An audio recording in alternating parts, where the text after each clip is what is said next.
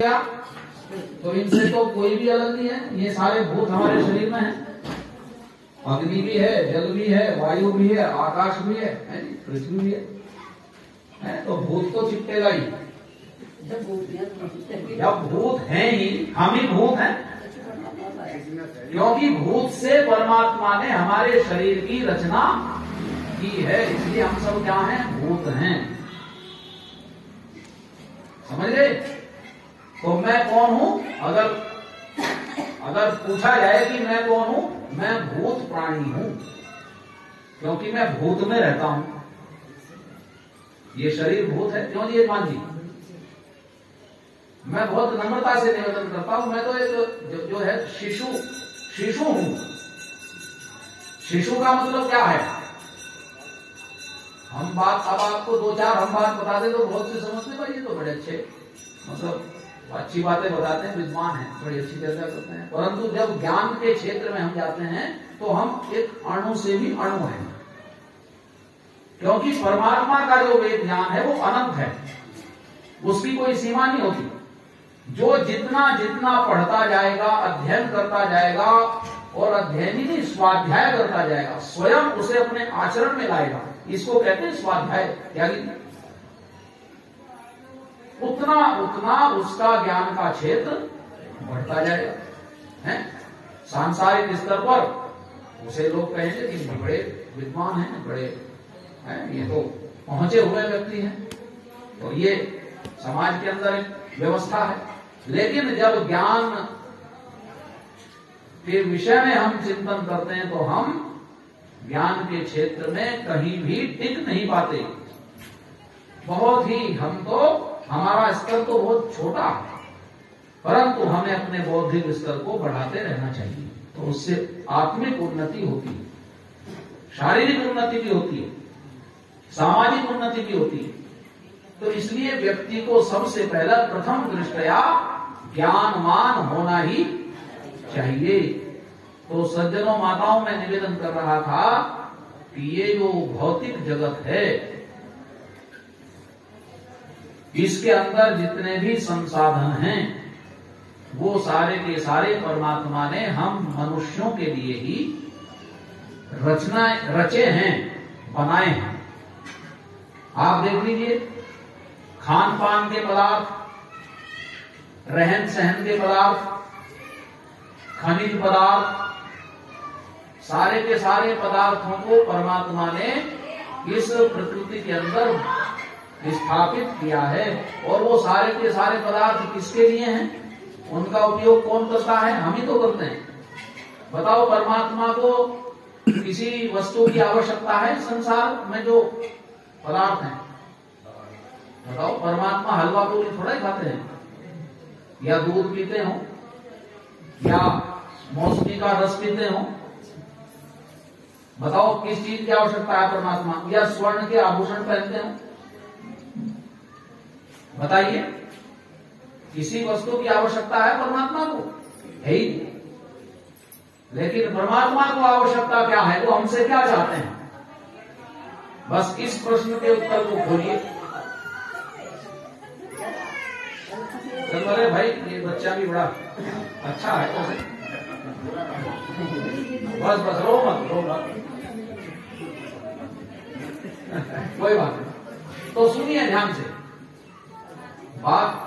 जब कुछ व्यवधान होता है ना तो वो विषय से हट जाते हैं।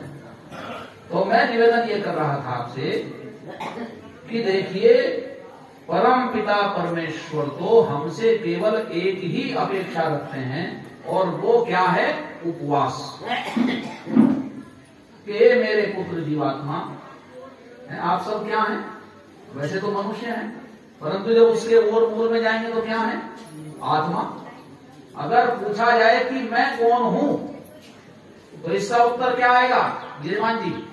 मैं आत्मा हूं, और ये मेरा शरीर है।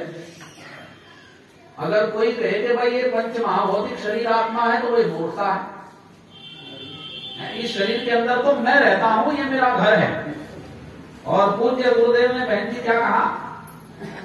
एक उनका वो ग्रंथ है जो उनके प्रवचन से प्राप्त हुआ, आत्मलोक।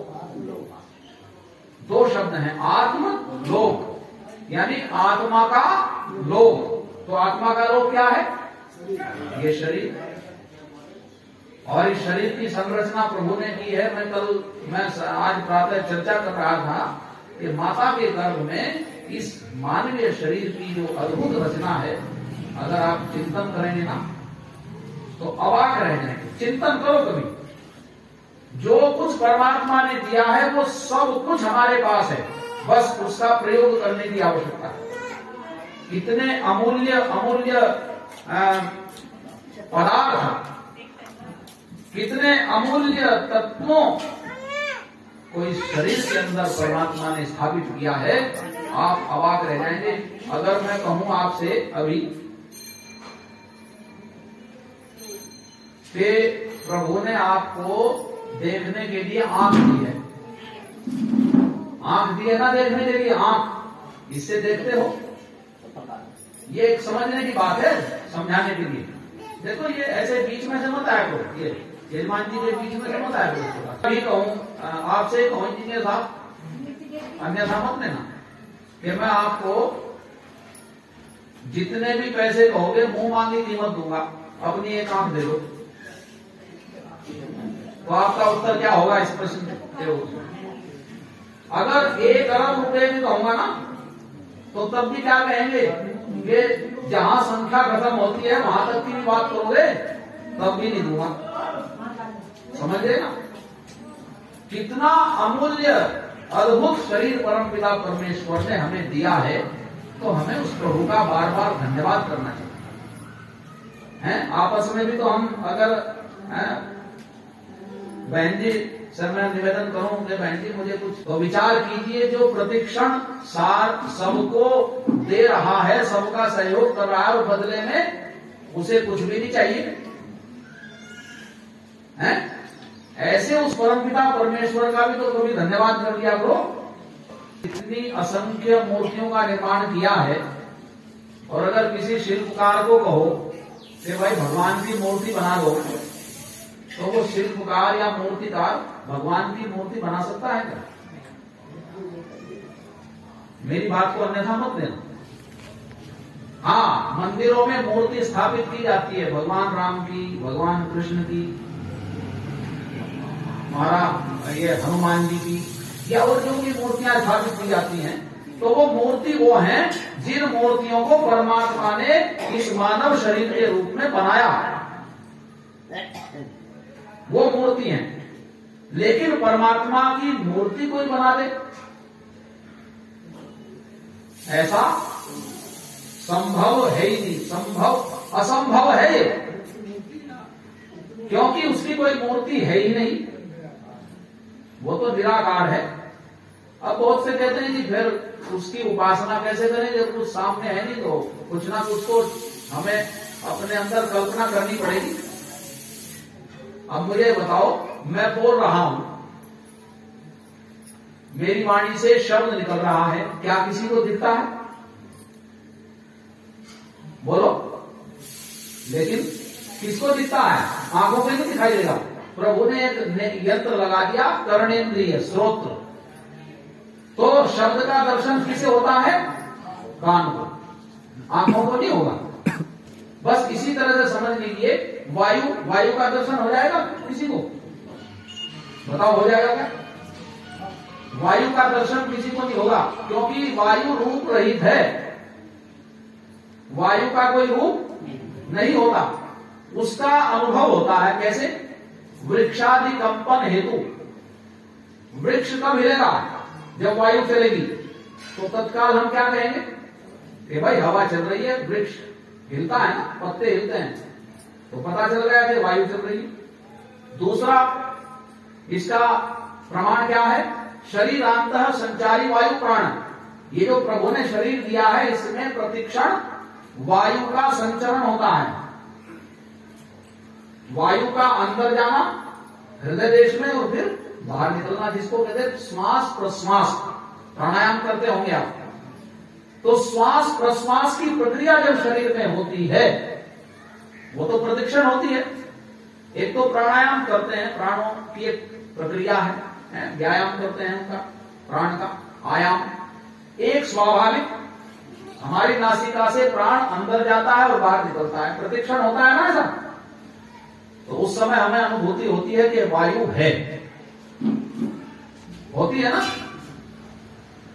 लेकिन वायु को आप देख नहीं सकते। ठीक इसी प्रकार से सज्जनों, माताओं, बेटियों, उस परमात्मा को इन आंखों से देखा नहीं जा सकता, उसका तो केवल अनुभव होता है।